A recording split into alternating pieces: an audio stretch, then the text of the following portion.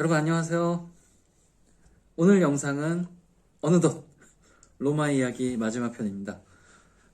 지난 영상 또 지난 영상 에서 이제 교회 얘기를 많이 해드렸는데요. 오늘은 교회 이외에 교회 말고 또 가보실 만한 곳들을 말씀을 드릴게요. 오늘 얘기할 곳들은 교회가 아니라 그 르네상스 시대의 작품들을 보실 수 있는 그런 장소들이에요. 먼저 보르게제 갤러리로 가볼게요. 여기는 건물이 진짜 하얘요. 네.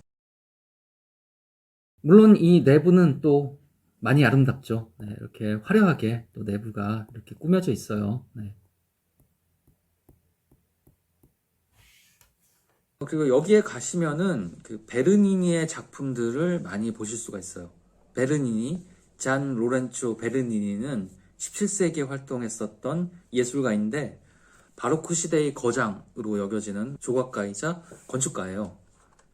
베르니니 작품이 워낙에 뛰어나서 동시대에는 당대에는 견줄 자가 없어서 미켈란젤로를 잇는 예술가, 미켈란젤로의 다음 계승자다, 이런 평가를 받을 정도였다고 해요. 그런 베르니니의 작품들이 왜 이 보르게세 미술관에 많이 있느냐? 이건 또 베르니니의 예술가 커리어랑 관련이 되어 있어요. 이 베르니니는 어려서부터 조각 작업을 했는데, 그러니까 영재 교육을 받은 거죠. 왜 그러냐면은 베르니니의 아버지, 그러니까 피에트로 베르니니라는 사람도 이 조각가였거든요. 네. 피에트로 베르니니, 그러니까 아버지 베르니니가 아들을 데리고 다니면서 조각을 가르치고 조수로 같이 일을 했었는데, 결국에는 아들의 재능이 폭발을 하면서 나중에는 이 아버지는 아주 기쁘게 자기 아들의 조수 역할을 했다고 합니다. 그래서 이 아들인 이 잔 로렌초 베르니니는 어려서부터 이 아버지를 따라서 일을 하면서 로마에 와서 이 조각 일에 참여를 하게 돼요. 근데 아버지도 그 아들 잔 로렌초 베르니니만큼은 아니지만 어느 정도 실력은 인정을 받았었던가 봐요. 그래서 교황청에서 주문을 받아서 조각을 하기도 했다고 해요. 그래서 그 교회의 높은 분들 주변에 있게 된 거죠. 그러다 보니까 이 아들 잔 로렌초 베르니니도 이 10대 때 이미 주목을 받기 시작을 했었고요. 그러다가 이 베르니니의 천재성을 알아본 사람이 당시 추기경이었던 시피오네 보르게제였다고 해요. 그러니까 시피오네 보르게제는 그 교황 바오로 5세의 조카였고 또 최측근이었는데, 또 예술 방면에서는 유명한 이 작품 컬렉터이고 또 동시에 예술 후원자였다고 해요. 그러니까 이 사람의 눈에 들면서 베르니니가 워낙에 재능도 뛰어났지만 경제적으로도 아주 든든한 이런 배경을 후원자를 갖게 된 거죠. 그래서 이 베르니니가 이 자신의 후원자인 시피오네 보르게제의 흉상을 조각한 작품도 이 보르게제 갤러리에 전시가 되어 있어요. 이 흉상은 근데 두 개가 있거든요. 왜 그러냐면은 두 개 만들려고 두 개 만든, 쌍둥이로 이렇게 두 개 만든 게 아니고, 먼저 첫 번째 흉상을 작업을 하다가 이마 쪽 작업을 이제 하는데 그 대리석에 금이 원래 가 있었던 거예요. 그 내부의 안쪽에. 그러니까 처음 작업할 때는 안에를 못 본 거죠. 근데 딱 보니까 대리석에 금이 가 있는 거예요. 그래서 일단 하나 만든 다음에 근거 있는 거 좀 그러니까 그냥 두 번째를 하나 더 만들었대요. 네. 그래서 이제 이 흉상은 두 개나 있게 됐죠. 물론 다 보르게제 갤러리에 전시가 되어 있고요. 그러니까 아무튼 이제 베르니니의 후원자였던 이 시피오네 보르게제가 많은 예술가들의 후원자였다 보니까 이 사람이 죽고 나서 그 유품으로 남은 예술품들이 있는데 요걸 갖다 모아서 이 보르게제 갤러리를 만들게 된 거죠. 그러다 보니까 시피오네가 소장하고 있던 그 베르니니의 많은 작품들도 자연스럽게 이 보르게제 갤러리에 이렇게 전시가 되게 된 거죠. 그래서 유명한 작품 몇 개를 소개를 해드릴게요. 다들 이 작품들 다 유명해서 한 번쯤 보신 적이 있으실 거예요. 먼저 이 작품은 그 아폴로와 다프네라는 작품인데요.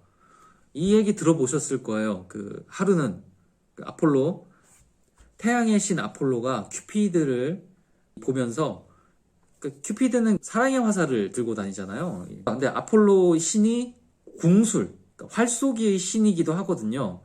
그래서 아폴로가 이 활로 괴물을 쓰러뜨리기도 하는데, 그런 아폴로가 보기에는 이 큐피드 화살을 딱 보니까 웃었던 거죠. 그래서 야, 너 그 화살은 장난감 아니냐? 뭐 이렇게 비웃었던 거예요. 그러니까 이 큐피드가 기분이 나빠져가지고 이 앙심을 품고서는 자기 화살로 그 아폴로를 맞추었던 거죠. 근데 아시다시피 그 큐피드의 화살을 맞으면 화살을 맞고 처음 보는 사람을 사랑하게 되잖아요. 그래서 이 아폴로가 화살을 맞은 다음에 요정 다프네를 처음 보게 되고 사랑에 빠지게 된 거죠.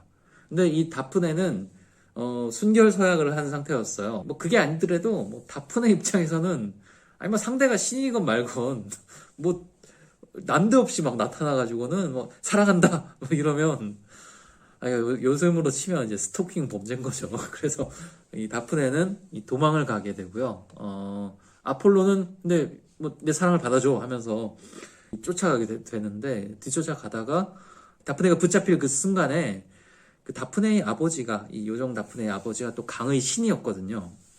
그래서 아버지에게 자기를 나를 이제 나무로 만들어 달라라고 기도를 했고 그대로 그 순간 나무로 이렇게 변해버렸다고 그래요. 이 베르니니가 다프네가 나무로 그러니까 아폴로에게 붙잡히려는 순간에 나무로 변화하는 그 순간을 딱 포착을 해서 조각으로 표현한 작품인 거죠. 그리고 또 베르니니의 다른 유명한 작품으로 페르세포네의 겁탈 뭐 이런 그 이름도 있는데요. 여기서 보실 수가 있어요. 굉장히 그 역동적으로 이 표현을 한 작품이에요. 그리고 또 베르니니의 다윗상 이 작품도 보실 수가 있어요. 네, 잠깐 말씀드렸듯이 근데 베르니니 작품 말고도 다른 유명한 작품들도 많아요. 라파엘로 뭐 그리고 카라바조 예. 뭐 그리고 루벤스 이런 그 거장들의 작품들도 다 몇 점이 이렇게 전시가 되어 있으니까요. 그리고 다시 말씀드리지만 이 건물 자체도 굉장히 아름답게 꾸며져 있어요. 그래서 천장화들도 이렇게 너무 멋지고 아름답고 또 그러니까 그래서 이 방 전체를 그냥 이렇게 보시면서 그렇게 구경하셔도 굉장히 좋으실 거예요. 그리고 이 갤러리 바깥에는 정원이 이렇게 펼쳐져 있어요. 이 정원이 또 조경이 잘 돼 있고 아름다워요. 그래서 천천히 한번 또 이 정원을 걸어 보시는 것도 좋은 휴식이 될 수 있을 것 같습니다.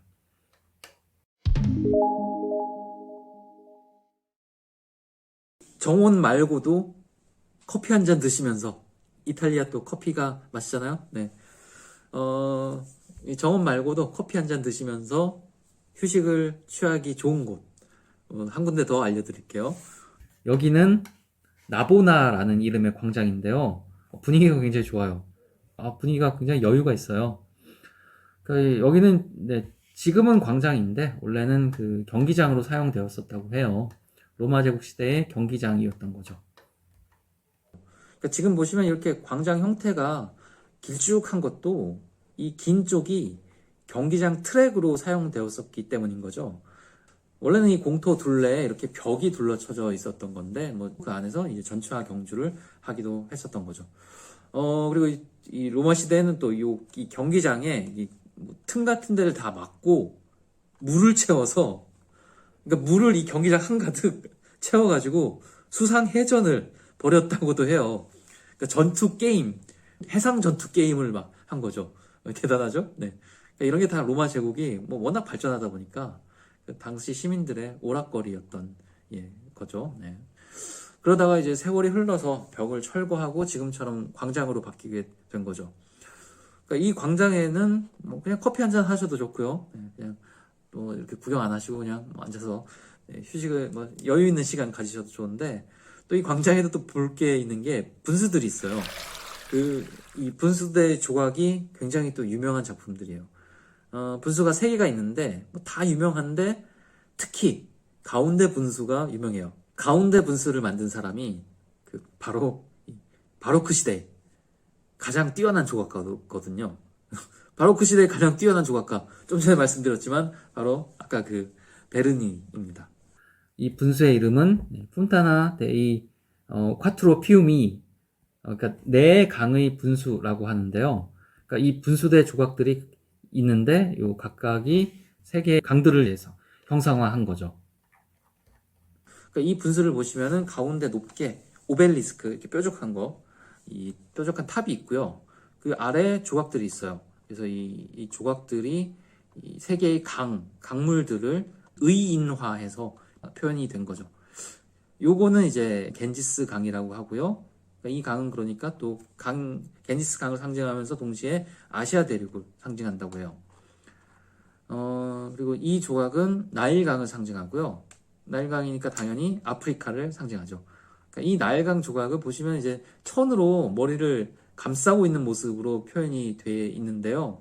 그러니까 이 베르니니가 조각을 할 때 당시에는 나일강이 어디서 시작했는지 이 원류를 알질 못해가지고 이렇게 표현을 했다. 뭐 이렇게 얘기가 됩니다.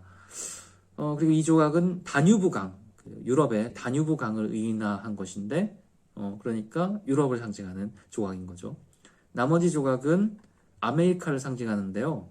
리오데라 플라타라고 하는 라플라타라고 이 브라질에 있는 강을 표현하는 것이라고 해요.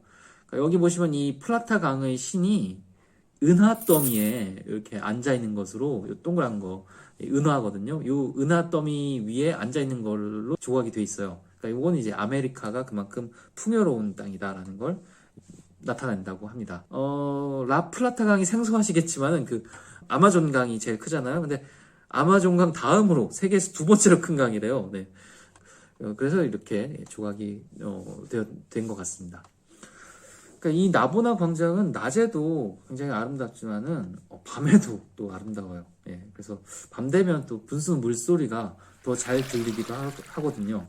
그래서 밤에 한번 또 기회가 되시면 거닐어 보시기를 또 추천을 드려요.